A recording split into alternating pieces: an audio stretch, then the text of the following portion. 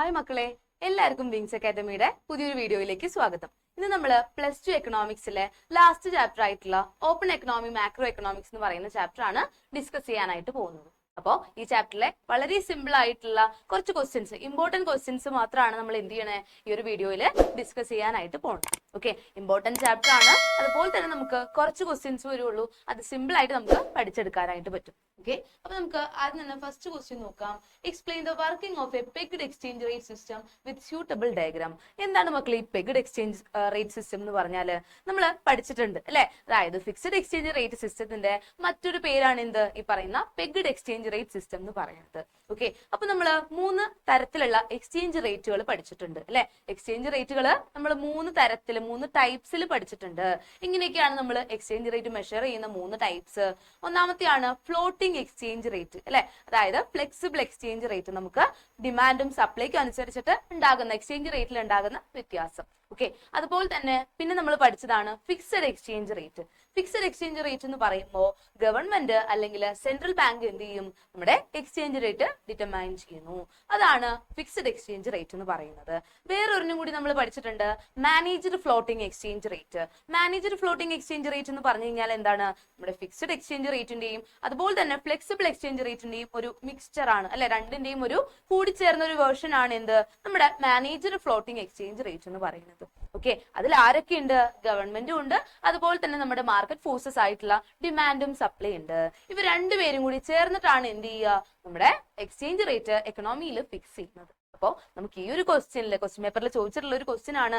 ഇതിൽ നമ്മളോട് ചോദിച്ചിട്ടുള്ളത് ഫിക്സഡ് എക്സ്ചേഞ്ച് റേറ്റ് സിസ്റ്റം മാത്രമാണ്. ഓക്കെ, അതുകൊണ്ട് തന്നെ നമ്മൾ ഈ വീഡിയോയിൽ എന്ത് ചെയ്യുന്നുള്ളൂ, ആ ഒരു എക്സ്ചേഞ്ച് റേറ്റ് സിസ്റ്റം മാത്രം ഡിസ്കസ് ചെയ്യുന്നുള്ളൂ. ഇതേപോലെ തന്നെയാണ് ഫ്ലെക്സിബിൾ എക്സ്ചേഞ്ച് റേറ്റ് സിസ്റ്റവും വളരെ ഇമ്പോർട്ടന്റ് ആയിട്ടുള്ള ക്വസ്റ്റ്യൻ ആണ്. ഓക്കെ, അപ്പൊ നമുക്ക് നോക്കാം എന്താണ് ഫിക്സഡ് എക്സ്ചേഞ്ച് റേറ്റ് സിസ്റ്റം എന്നുള്ളത്. Under fixed exchange rate system, exchange rate is fixed by the government that a particular level. അതായത് ഇവിടെ നമ്മുടെ എക്സ്ചേഞ്ച് റേറ്റ് ഫിക്സ് ചെയ്യുന്നത് ഗവൺമെന്റ് ആണ്. ഗവൺമെന്റ് എന്ത് ചെയ്യുന്നു, ഒരു പെർട്ടിക്കുലർ ലെവലില്, അതായത് എങ്ങനെയാണ് ഗവൺമെന്റ് നമ്മുടെ എക്കണോമിയിലെ ആൾക്കാർക്ക് അല്ലെ അവരുടെ എന്താണ് കൺവീനിയൻസിന് അനുസരിച്ചിട്ട് അല്ലെങ്കിൽ എക്കണോമിയിൽ ഉണ്ടാകുന്ന മാറ്റങ്ങൾക്ക് അനുസരിച്ചിട്ട് ഗവൺമെന്റ് എന്ത് ചെയ്യുന്നു, ഒരു എക്സ്ചേഞ്ച് റേറ്റ് നിർണ്ണയിക്കുന്നു. അതാണ് ഫിക്സഡ് എക്സ്ചേഞ്ച് റേറ്റ് സിസ്റ്റം എന്ന് പറയുന്നത്. Under these exchange rate system the changes occur due to the deliberate intervention of the government. അതായത് എക്സ്ചേഞ്ച് റേറ്റിൽ എന്തെങ്കിലും ചേഞ്ചസ് വരണമെന്നുണ്ടെങ്കിൽ, മാറ്റങ്ങൾ വരണമെന്നുണ്ടെങ്കിൽ, വ്യത്യാസങ്ങൾ വരണമെന്നുണ്ടെങ്കിൽ അത് ആരുടെ ഇടപെടൽ കാരണമായിരിക്കും, ഗവൺമെന്റിന്റെ ആയിരിക്കും. Okay, deliberate intervention of the government, ഗവൺമെന്റിന്റെ കാര്യക്ഷമമായിട്ടുള്ള ഇടപെടലുകൾ കാരണമായിരിക്കും എന്ത് ചെയ്യുക, നമ്മുടെ എക്സ്ചേഞ്ച് റേറ്റിൽ മാറ്റം ഉണ്ടാവുക. അതുപോലെ തന്നെ government of India want to encourage exports. ഇപ്പൊ നമ്മുടെ ഗവൺമെന്റ് ഓഫ് ഇന്ത്യക്ക് എക്സ്പോർട്സ് കൂട്ടണം അല്ലെ. നമ്മുടെ കൺട്രിയിലുള്ള സാധനങ്ങൾ മറ്റു കൺട്രിയിലേക്ക് എന്ത് ചെയ്യണം, നമുക്ക് എക്സ്പോർട്ട് ചെയ്യണം അല്ലെ. എക്സ്പോർട്ട് കൂട്ടണം എന്ന് വിചാരിക്കുക. It needs to make rupees cheap for foreign buyers. അതായത് ഇന്ത്യൻ റുപ്പി അല്ലെ, ഇന്ത്യയിലെ കറൻസിയിൽ നമ്മൾ പറയുന്നതാണ് റുപ്പീസ് എന്നുള്ളത്. അപ്പൊ നമ്മുടെ ഗവൺമെന്റ് എന്താ ചെയ്യുക, ഈ ഇന്ത്യൻ റുപ്പി എന്ന് പറയുന്നത് ആളുകൾക്ക് ചീപ്പ് ആക്കുന്നു അല്ലെ. ഫോറിൻ ബയേഴ്സിന്, വിദേശത്ത് നിന്ന് നമ്മുടെ കൺട്രിയിൽ നിന്ന് സാധനങ്ങൾ വാങ്ങാൻ വരുന്ന ആൾക്കാര്, അവർക്ക് എന്ത് ചെയ്യുന്നു, നമ്മുടെ റുപ്പീസ് ചീപ്പ് ആക്കുന്നു. എന്താണ് ഈ റുപ്പീസ് ചീപ്പ് ആക്കുന്നു എന്ന് പറഞ്ഞാല്, എക്സ്ചേഞ്ച് റേറ്റ് കുറയ്ക്കുന്നു. എക്സ്ചേഞ്ച് റേറ്റ് കുറയ്ക്കും. അപ്പൊ എന്ത് ചെയ്യും, ആൾക്കാർ നോക്കുമ്പോൾ, അല്ലെങ്കിൽ ഇപ്പൊ അമേരിക്കയിൽ നിന്ന് ഒരാൾ വന്നിട്ട് നമ്മുടെ കൺട്രിയിൽ നിന്ന് കുറെ സാധനങ്ങൾ, ഇന്ത്യയിൽ നിന്ന് കുറെ സാധനങ്ങൾ എക്സ്പോർട്ട് ചെയ്യാൻ പോവാണെന്ന് വിചാരിക്കുക. അതായത് അവരുടെ കൺട്രിയിലേക്ക് ഇമ്പോർട്ട് ചെയ്യാൻ പോവാണ്. അപ്പൊ എന്താ ചെയ്യുക, നമ്മൾ അവര് എക്സ്ചേഞ്ച് റേറ്റ് നോക്കും അല്ലെ. ഏത് കൺട്രീനായിട്ട് നോക്കുമ്പോഴാണ് അവരുടെ കൺട്രിയിലെ കറൻസി എക്സ്ചേഞ്ച് റേറ്റ് കുറവുള്ളത്, അങ്ങനെ നമ്മൾ അവരെന്ത് ചെയ്യും, കമ്പയർ ചെയ്ത് നോക്കുന്നു. അങ്ങനെ കമ്പയർ ചെയ്ത് നോക്കുമ്പോൾ ഇന്ത്യയിലെ കറൻസി ആയിട്ട് എക്സ്ചേഞ്ച് റേറ്റ് കുറവാണെന്നുണ്ടെങ്കിൽ എന്ത് പറ്റും, അവര് ഇന്ത്യയിൽ നിന്ന് കൂടുതലായിട്ട് സാധനങ്ങൾ എന്ത് ചെയ്യുന്നു, എക്സ്പോർട്ട് ചെയ്യുന്നു. അതായത് അവരുടെ കൺട്രിയിലേക്ക് ഇമ്പോർട്ട് ചെയ്യുന്നു, നമ്മൾ അത് എന്ത് ചെയ്യുന്നു, എക്സ്പോർട്ട് ചെയ്യുന്നു. ഓക്കെ, ഇവിടെ പറയുന്ന ഇത്രേ ഉള്ളൂ, നമ്മുടെ ഗവൺമെന്റ് ഓഫ് ഇന്ത്യയുടെ ഡെലിബറേറ്റ് ഇന്റർവെൻഷൻ കാരണം കൊണ്ടായിരിക്കും, അതായത് അവരുടെ കാര്യക്ഷമമായിട്ടുള്ള ഇടപെടൽ കാരണമായിരിക്കും എന്ത് ചെയ്യുക, എക്സ്ചേഞ്ച് റേറ്റിൽ മാറ്റങ്ങൾ ഉണ്ടാവുക. അതിന്റെ ഒരു എക്സാമ്പിൾ ആണ് പറയുന്നത്, നമ്മുടെ കൺട്രിയിൽ ഇന്ത്യയിൽ നമുക്ക് എക്സ്പോർട്സ് കൂട്ടണം, പുറത്തേക്ക് നമുക്ക് എന്ത് ചെയ്യണം, കൂടുതലായിട്ട് കയറ്റുമതി ചെയ്യണം. അപ്പൊ നമ്മൾ എന്താ ചെയ്യുക, റുപ്പീസ് ഫോറിൻ ബയേഴ്സിന് കുറച്ചുകൂടി ചീപ്പാക്കി കൊടുക്കുന്നു. അതിലൂടെ ഫോറിൻ ബയേഴ്സ് കൂടുതലായിട്ട് ഇന്ത്യനെ പ്രിഫർ ചെയ്യുന്നു. ഇന്ത്യയിൽ നിന്ന് സാധനങ്ങൾ അവരുടെ കൺട്രിയിലേക്ക് ഇമ്പോർട്ട് ചെയ്യുന്നു. ഓക്കെ, അപ്പോൾ ഇവിടെ കൊടുത്തിരിക്കുന്ന ഡയഗ്രാം നിങ്ങൾ ശ്രദ്ധിക്കുക. അതുപോലെ തന്നെ നിങ്ങൾ ശ്രദ്ധിക്കേണ്ട കാര്യമാണ് ഫ്ലെക്സിബിൾ എക്സ്ചേഞ്ച് റേറ്റ് സിസ്റ്റത്തിന്റെയും ഫിക്സഡ് എക്സ്ചേഞ്ച് റേറ്റ് സിസ്റ്റത്തിന്റെയും ഡയഗ്രാം നിങ്ങൾ നന്നായിട്ട് പഠിക്കുക. ഓക്കെ, ഫ്ലെക്സിബിളിൽ നമുക്ക് 2 ഡയഗ്രാം പഠിക്കാനുണ്ട്. ആദ്യം ഒരു ഡയഗ്രാം ഉണ്ട്, അതിനുശേഷം ഡിമാൻഡിൽ ഉണ്ടാവുന്ന ചേഞ്ചിന്റെ ഭാഗമായിട്ടുള്ള ഒരു 2ാമത്തെ ഡയഗ്രാം കൂടി നമുക്ക് പഠിക്കാനുണ്ട്. അതും നിങ്ങൾ എന്ത് ചെയ്യുക, കൃത്യമായിട്ട് പഠിക്കുക. ഓക്കെ, അപ്പോൾ ഇതിൽ പറയുന്നത് ഇത്രയേ ഉള്ളൂ. Government set the exchange rate at E2 which is lower than E. മക്കളെ, ഇതാണ് നമ്മുടെ ഇക്വിലിബ്രിയം അല്ലെ. ഡിമാൻഡും സപ്ലൈയും കൂടി ചേർന്നിട്ട് എന്ത് ചെയ്യുന്നു, എക്സ്ചേഞ്ച് റേറ്റ് നിർണ്ണയിക്കുന്ന E എന്ന് പറയുന്ന ഈ ഇക്വിലിബ്രിയം പോയിന്റിലെ എക്സ്ചേഞ്ച് റേറ്റ് ആണ് ഈ സ്മോൾ ലെറ്റർ ഇയിൽ കൊടുത്തിട്ടുള്ളത്. അപ്പൊ നമ്മുടെ ഗവൺമെന്റ് എന്താ ചെയ്യുക, നമുക്ക് എക്സ്പോർട്സ് കൂട്ടണം. അതിന് വേണ്ടിയിട്ട് എന്ത് ചെയ്യും, ഈ E2 എന്ന് പറയുന്ന പോയിന്റില് എക്സ്ചേഞ്ച് റേറ്റ് ഗവൺമെന്റ് ഫിക്സ് ചെയ്യുന്നു. ഓക്കെ, ഇത്രയേ ഉള്ളൂ. Fix set exchange rate fix set E2 which is lower than E അല്ലെ.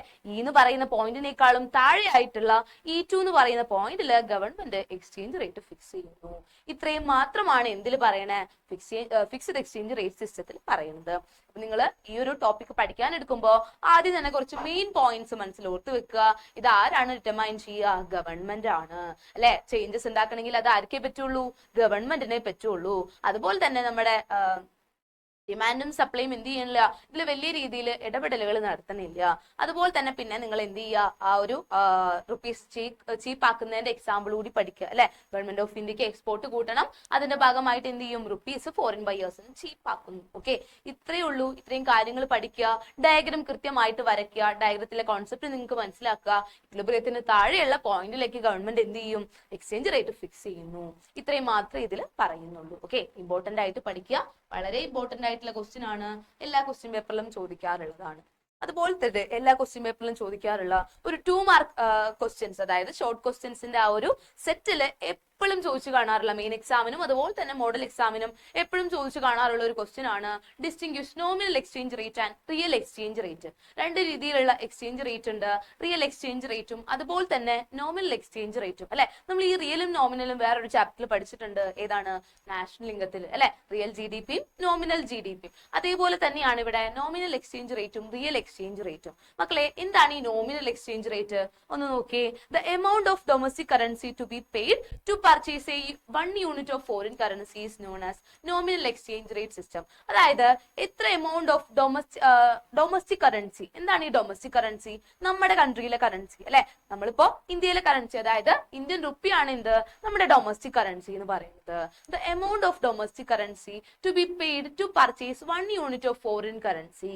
അതായത് നമുക്കൊരു ഫോറിൻ കറൻസി വാങ്ങണം, 1 യൂണിറ്റ് അല്ലെ. 1 യൂണിറ്റ് ഫോറിൻ കറൻസി, അതായത് ഇപ്പോ എനിക്ക് വാങ്ങേണ്ടത് $1 ആണ്, ഒരു അമേരിക്കൻ ഡോളർ ആണ് എനിക്ക് വാങ്ങേണ്ടതെന്ന് വിചാരിക്കുക. അതിനു വേണ്ടിയിട്ട് ഞാൻ എത്ര രൂപയാണ് ഇന്ത്യൻ റുപ്പി കൊടുക്കേണ്ടത്, അതാണ് നോമിനൽ എക്സ്ചേഞ്ച് റേറ്റ് എന്ന് പറയുന്നത്. അതായത് നമുക്കൊരു ഫോറിൻ കറൻസി വാങ്ങാൻ വേണ്ടി, 1 യൂണിറ്റ് ഫോറിൻ കറൻസി വാങ്ങാൻ വേണ്ടിയിട്ട് എത്ര യൂണിറ്റ് ഡൊമസ്റ്റിക് കറൻസി നമ്മൾ യൂസ് ചെയ്യണം. ഓക്കെ, അതാണ് നോമിനൽ എക്സ്ചേഞ്ച് റേറ്റ്. ഇനി റിയൽ എക്സ്ചേഞ്ച് റേറ്റ് എന്ന് പറഞ്ഞാൽ relative price of foreign goods in terms of domestic goods. നേരത്തെ നമ്മൾ പറഞ്ഞത് എന്താണ്, കറൻസിയുടെ കേസാണ്. ഇവിടെ അത് തന്നെയാണെന്നുണ്ടെങ്കിലും കൂടുതലും പറയുന്നത് എന്താണ്, ഗുഡ്സിന്റെ കാര്യമാണ്, റിലേറ്റീവ് പ്രൈസ് ആണ്. Okay, foreign goods in terms of domestic goods. അതായത് ഇപ്പൊ നമ്മൾ 2 ഗുഡ്സിനെ കമ്പയർ ചെയ്യുകയാണെന്നുണ്ടെങ്കിൽ രണ്ടിന്റെയും വില എങ്ങനെയാണ് 2 കൺട്രീസിലുള്ളത്. ചിലപ്പോൾ ഒരേ സാധനത്തിന് ഇന്ത്യയിലുള്ള വിലയും അമേരിക്കയിലുള്ള വിലയും ഒരേപോലെ ആവണമെന്നില്ല അല്ലെ, ഈക്വൽ ആവണമെന്നില്ല. അതാണ് റിയൽ എക്സ്ചേഞ്ച് റേറ്റ് എന്ന് പറയുന്നത്. ഓക്കെ, 2 രീതിയിലുണ്ട്, നോമിനൽ എക്സ്ചേഞ്ച് റേറ്റും റിയൽ എക്സ്ചേഞ്ച് റേറ്റും. നോമിനൽ എന്ന് പറഞ്ഞു കഴിഞ്ഞാൽ ഒരു യൂണിറ്റ് ഫോറിൻ കറൻസി വാങ്ങാൻ വേണ്ടിയിട്ട് നമുക്ക് എത്ര എമൗണ്ട് ഡൊമസ്റ്റിക് കറൻസി വേണം എന്നാണ്. റിയൽ എക്സ്ചേഞ്ച് റേറ്റ് എന്ന് പറഞ്ഞാൽ relative price of foreign goods in terms of domestic goods ആണ്. ഓക്കെ, കൃത്യമായിട്ട് പഠിച്ചു വെക്കുക, കൺസെപ്റ്റ് മനസ്സിലാക്കി പഠിക്കുക. സിമ്പിൾ ആയിട്ടുള്ള ക്വസ്റ്റ്യൻ ആണ്, 2 മാർക്കിന്റെ സെക്ഷനിൽ ചോദിക്കാറുള്ളതാണ്. അപ്പോൾ അതും എന്ത് ചെയ്യുക, നല്ലോണം പഠിക്കുക. ഇനി വേറെ ഇമ്പോർട്ടന്റ് ക്വസ്റ്റ്യൻ ആണ് difference between BOT and BOP. എന്താണ് ഈ BOTയും BOPയും? BOT എന്ന് പറഞ്ഞാൽ എന്താണ്, ബാലൻസ് ഓഫ് ട്രേഡ് ആണ്.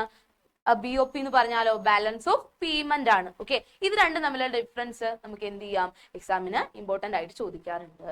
അഥവാ ഇൻഡിവിജ്വൽ ആയിട്ട് ഇതിന്റെ ഫീച്ചേഴ്സ് ആണ് ചോദിക്കുന്നതെന്നുണ്ടെങ്കിൽ ഈ ഡിഫറൻസ് പഠിച്ചാൽ നിങ്ങൾക്ക് എന്ത് ചെയ്യാം, ഫീച്ചേഴ്സും സിമ്പിൾ ആയിട്ട് എഴുതാൻ പറ്റും അല്ലെ. നമുക്ക് ഈ ഓരോ പോയിന്റ് ഔട്ട് ചെയ്ത് ഈ പോയിന്റ്സ് എഴുതി കഴിഞ്ഞാൽ എന്ത് കിട്ടും, ഇൻഡിവിജ്വലി ഉള്ള ക്വസ്റ്റ്യൻസ് ആണെന്നുണ്ടെങ്കിൽ അതിനും മാർക്ക് കിട്ടും. ഓക്കെ, ഇമ്പോർട്ടന്റ് ആയിട്ട് ഇതിൽ ഓരോന്നിലെയും ഈ 4 പോയിന്റ്സ് വീതം കൃത്യമായിട്ട് പഠിച്ചു വെക്കുക. ഓക്കെ, അപ്പൊ നോക്കുക, ആദ്യം തന്നെ ബാലൻസ് ഓഫ് ട്രേഡിന്റെ കാര്യമാണ് പറയണേ. എന്താ പറയണത്? Includes visible items only. അതായത് ബാലൻസ് ഓഫ് ട്രേഡിൽ എന്തുള്ളൂ? വിസിബിൾ ഐറ്റംസ് മാത്രമേ ഉള്ളൂ. വിസിബിൾ ഐറ്റംസ് എന്ന് പറഞ്ഞാൽ എന്താണ്? ഗുഡ്സ് ഓർ കമ്മോഡിറ്റീസ് ആണ്. ഓക്കെ, എന്താണ് മക്കളെ visible items? Goods or commodities ആണ്. നമുക്ക് കാണാൻ പറ്റുന്ന സാധനങ്ങള്, അല്ലെ, ടച്ച് ചെയ്യാൻ പറ്റുന്ന സാധനങ്ങള്, അതാണ് വിസിബിൾ ഐറ്റംസ് എന്ന് പറയുന്നത്. പക്ഷേ ബാലൻസ് ഓഫ് പേയ്മെന്റിലേക്ക് വരുമ്പോൾ എന്തുണ്ട്? Both visible and invisible items ഉണ്ട്. വിസിബിൾ ആയിട്ടുള്ള ഗുഡ്സ് ഓർ കമ്മോഡിറ്റീസും ഉണ്ട്. ഇൻവിസിബിൾ ഐറ്റംസ് എന്ന് പറഞ്ഞാൽ എന്താണ്? സർവീസസ് ആണ്, അല്ലെ, ട്രാൻസ്പോർട്ടേഷൻ, ഇൻഷുറൻസ്, അങ്ങനെയൊക്കെയുള്ള സർവീസസ് ആണ് എന്ത്? ഇൻവിസിബിൾ ഐറ്റംസ് എന്ന് പറയുന്നത്. അപ്പൊ ബാലൻസ് ഓഫ് പേയ്മെന്റിൽ എന്തൊക്കെയുണ്ട്? വിസിബിൾ ഐറ്റംസ് ആയിട്ടുള്ള ഗുഡ്സ് ഓർ കമ്മോഡിറ്റീസ് ഉണ്ട്, ഇൻവിസിബിൾ ഐറ്റംസ് ആയിട്ടുള്ള ട്രാൻസ്പോർട്ടേഷനും ഇൻഷുറൻസ് പോലെയുള്ള സർവീസസും ഉണ്ട്. ഓക്കെ, അപ്പൊ ഫസ്റ്റ് ഡിഫറൻസ് നിങ്ങൾക്ക് മനസ്സിലായിട്ടുണ്ടാവും എന്ന് വിചാരിക്കുന്നു. അടുത്തതാണ് എക്സ്ക്ലൂഡ്സ് ക്യാപിറ്റൽ അക്കൗണ്ട്സ്. ഇവിടെ എന്തില്ല? ബാലൻസ് ഓഫ് ട്രേഡിൽ ക്യാപിറ്റൽ അക്കൗണ്ട് ഇല്ല. ബാലൻസ് ഓഫ് പേയ്മെന്റിൽ എന്തുണ്ട്? ഇൻക്ലൂഡ്സ് ക്യാപിറ്റൽ അക്കൗണ്ട്, അല്ലെ, ക്യാപിറ്റൽ അക്കൗണ്ട് ഉണ്ട്. ഇനി BOT എന്ന് പറയുന്നത് എന്താണ്? ഒരു നാരോവർ കൺസെപ്റ്റ് ആണ്, അതായത് ഒരു ഇടുങ്ങിയ കോൺസെപ്റ്റ് ആണ്, അല്ലെ, വളരെ ചെറിയൊരു കോൺസെപ്റ്റ് ആണ്. ബാലൻസ് ഓഫ് പേയ്മെന്റ് എന്ന് പറയുമ്പോഴോ ബ്രോഡർ കോൺസെപ്റ്റ് ആണ്, അല്ലെ. നമ്മള് എന്താണ് മൈക്രോയുടെയും മാക്രോയുടെയും ഡിഫറൻസ് പഠിച്ചപ്പോ ഇതേ സെയിം പോയിന്റ്സ് പഠിച്ചിട്ടുണ്ട്, അല്ലെ. അതായത് ബാലൻസ് ഓഫ് പേയ്മെന്റ് എന്ന് പറഞ്ഞാൽ എന്താണ്? കുറച്ചുകൂടി ബ്രോഡർ കോൺസെപ്റ്റ് ആണ്, എക്കണോമിയിൽ വൈഡ്ലി യൂസ് ചെയ്യുന്ന ഒരു കോൺസെപ്റ്റ് ആണ്, അല്ലെ, ബാലൻസ് ഓഫ് ട്രേഡുമായിട്ട് കമ്പയർ ചെയ്യുമ്പോൾ. ഇനി ബാലൻസ് ഓഫ് ട്രേഡിലെ നാലാമത്തെ പോയിന്റ് നോക്കുക. May be surplus, deficit or balanced. ചിലപ്പോ എന്താകാം? സർപ്ലസ് ആവാം, ഡെഫിസിറ്റ് ആവാം, ഓർ ബാലൻസ്ഡ് ആവാം. ഓക്കെ, ബാലൻസ് ഓഫ് ട്രേഡ് എന്ന് പറയുന്നത് എപ്പോ വേണമെങ്കിലും എന്ത് ചെയ്യാം? വാരി ചെയ്യാം, അല്ലെ. സർപ്ലസ് ആവാം, ഡെഫിസിറ്റ് ആവാം, അല്ലെങ്കിൽ ബാലൻസ്ഡ് ആവാം. പക്ഷേ ബാലൻസ് ഓഫ് പേയ്മെന്റ് എന്ന് പറയുന്നത് എപ്പോഴും എന്തായിരിക്കും? ബാലൻസ്ഡ് ആയിരിക്കും, ഓൾവേസ് ബാലൻസ്ഡ് ആണ്. ഓക്കെ, അപ്പൊ ഇത്രയാണ് ബാലൻസ് ഓഫ് ട്രേഡിന്റെയും ബാലൻസ് ഓഫ് പേയ്മെന്റിന്റെയും ഡിഫറൻസിൽ പറയുന്നത്. ബാലൻസ് ഓഫ് ട്രേഡില് വിസിബിൾ ഐറ്റംസ് മാത്രമേ ഉള്ളൂ. ബാലൻസ് ഓഫ് പേയ്മെന്റിൽ എന്തുണ്ട്? വിസിബിളും ഉണ്ട്, ഇൻവിസിബിളും ഉണ്ട്. അതുപോലെ തന്നെ ബാലൻസ് ഓഫ് ട്രേഡിൽ ക്യാപിറ്റൽ അക്കൗണ്ട് ഇല്ല. ബാലൻസ് ഓഫ് പേയ്മെന്റിൽ എന്തുണ്ട്? ക്യാപിറ്റൽ അക്കൗണ്ട് ഉണ്ട്. അതുപോലെ ബാലൻസ് ഓഫ് ട്രേഡ് എന്ന് പറയുന്ന ഒരു നാരോവർ കോൺസെപ്റ്റ് ആണ്. ബാലൻസ് ഓഫ് പേയ്മെന്റ് എന്ന് പറയുന്നത് എന്താണ്? ബ്രോഡർ കോൺസെപ്റ്റ് ആണ്, അല്ലെ. അതുപോലെ തന്നെ ബാലൻസ് ഓഫ് ട്രേഡ് സർപ്ലസോ ഡെഫിസിറ്റോ അല്ലെങ്കിൽ എപ്പോഴെങ്കിലും ബാലൻസോ ആവാം. പക്ഷെ ബാലൻസ് ഓഫ് പേയ്മെന്റ് എന്ന് പറയുന്നത് എപ്പോഴും എന്തായിരിക്കും? ഓൾവേസ് ബാലൻസ്ഡ്, അല്ലെ, എപ്പോഴും ബാലൻസ്ഡ് ആയിരിക്കും. ഓക്കെ, ഇതാണ് ഇതിന്റെ ഡിഫറൻസിൽ പറയണത്. 4 മാർക്കിനൊക്കെ ഈ ഡിഫറൻസ് എന്ത് ചെയ്യാറുണ്ട്? ചോദിക്കാറുണ്ട്. ഇമ്പോർട്ടന്റ് ആയിട്ട് പഠിക്കുക. അപ്പോൾ ഈ 3 ക്വസ്റ്റ്യൻസ് ആണ് എന്ത് ചെയ്യണത്? നമുക്ക് ഈ ഒരു ഓപ്പൺ എക്കണോമി ചാപ്റ്ററിലെ മെയിൻ ആയിട്ടുള്ള ക്വസ്റ്റ്യൻസ്. ആദ്യം നിങ്ങൾ എന്ത് പഠിക്കുക? എക്സ്ചേഞ്ച് റേറ്റ് സിസ്റ്റത്തിന്റെ SC ക്വസ്റ്റ്യൻ ചോദിക്കാറുണ്ട് ടെറ്റീന്ന്. അതായത് നമ്മൾ ഫസ്റ്റ് പറഞ്ഞ ക്വസ്റ്റ്യന്റെ ഏതൊക്കെ കൂടി ഇൻക്ലൂഡ് ചെയ്തിട്ട് 3 എക്സ്ചേഞ്ച് റേറ്റുകളും ഇൻക്ലൂഡ് ചെയ്തിട്ടുള്ളത്. അതുപോലെ തന്നെ എന്ത് ചെയ്യാം? ഇവിടെ നോമിനൽ എക്സ്ചേഞ്ച് റേറ്റും റിയൽ എക്സ്ചേഞ്ച് റേറ്റും തമ്മിലുള്ള ഡിഫറൻസ് ചോദിക്കാം. ബാലൻസ് ഓഫ് പേയ്മെന്റും ബാലൻസ് ഓഫ് ട്രേഡും തമ്മിലുള്ള ഡിഫറൻസും ചോദിക്കാം. അപ്പോൾ ഈ 3 ക്വസ്റ്റ്യൻസ് ആണ് എന്ത് ചെയ്യണത്? നമ്മുടെ ലാസ്റ്റ് ചാപ്റ്ററിലെ ഏറ്റവും ഇമ്പോർട്ടന്റ് ആയിട്ടുള്ള ക്വസ്റ്റ്യൻ. ഈ 3 ക്വസ്റ്റ്യൻസും എന്ത് ചെയ്യുക? നിങ്ങൾ സ്കിപ്പ് ചെയ്യാതെ പഠിക്കുക. അതുപോലെ തന്നെ എന്തെങ്കിലും സംശയങ്ങൾ ഉണ്ടെങ്കിൽ ചോദിക്കുക. നിങ്ങൾക്ക് ഈ വീഡിയോ ഇഷ്ടപ്പെട്ട് കഴിഞ്ഞാൽ ഫ്രണ്ട്സിനൊക്കെ ഷെയർ ചെയ്ത് കൊടുക്കുക. ലൈക്ക് ചെയ്യുക, ഷെയർ ചെയ്യുക, സബ്സ്ക്രൈബ് ചെയ്യുക.